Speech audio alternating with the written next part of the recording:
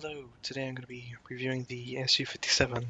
Now, if you for some reason don't want to just go through a whole video of my talking points or whatever, and what the pros and cons of this tank is, let me just say for 550 gold, it's definitely worth it. I bought it at 275, but I definitely would pay 550 for it. That said, I'm not paid by Gaijin or anybody to review this tank. But moving on. SU57 only has 6mm of armor. It has a few spots that have a little bit more, but for the most part, you're going to get it gunned down by even MGs, so try not to get shot at. Is basically a sniping piece. It has a 57mm cannon, which the first shell is the M70, which is a pure AP round, no explosive content at all. The second round is the M86, which does have 42 grams of explosive mass. Moving on, in my opinion, the APHE would definitely be the way to go. Well, technically, it's APCBC in game, but the M86, the difference in armor penetration is negligible in my opinion. Ultimately, for the after effects of the M86 is definitely way better, and considering you're going to be playing up to 3.3, your 110 millimeters of penetration at 100 meters is probably going to be more than enough for most, if not all, tanks you face up to 3.3. That said, it is based off the M3 half-track that the US use, so if you use the M13, M16, M15, or the M3 75mm, is basically the same half-track. Technically, I think the M15 is a little bit different, but you get the point. It's a half-track. It has a top speed of 72 kilometers an hour. It's incredibly mobile. You can't really left and right from stationary for the most part. Sometimes you can, it's kind of weird. This platform is basically a sniping platform. I'm going to compare it to the ZIS 30, a little gun platform that I enjoy a lot.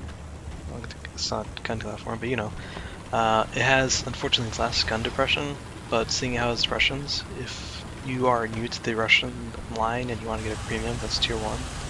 This will help you get used to the terrible gun depression because it's even less than what is normal. As a tip from me, in my opinion, it is better to put yourself in worse than normal situations, so I suggest getting good with SPGs before moving to turreted vehicles for the most part. So using less gun depression will definitely get you used to the slightly technically better gun depression on the T-34s of only -3 degrees. So the gun depression, you're going to have issues with hills. If you have an enemy over a hill that's right next to you, your best bet is honestly waiting for them to turn away, look at an ally, or just going YOLO and using your sort of good mobility to jump over the hill. It does have good reverse capabilities.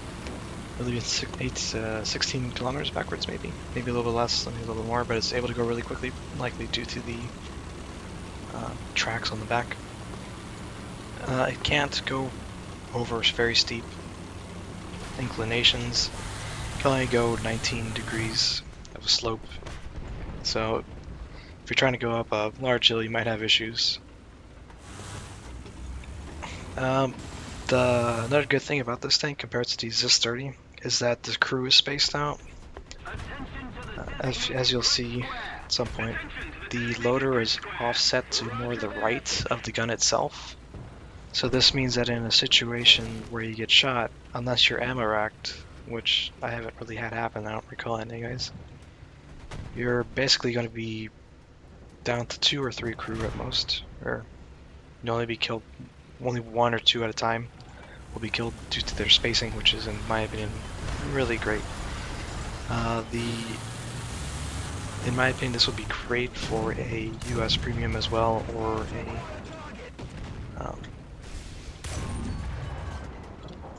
a main tree tank. It is, as far as I know, lend-lease. The SU57 is mobile, doesn't have a whole ton of armor, but it has a really great gun that you will find to be really effective sniping.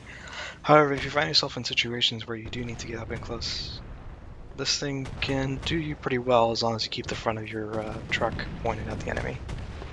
So basically, the only reason I would say to not buy it is I guess if you're really holding out for money and can't spare the gold, in which case I guess wait for it to be discounted or something.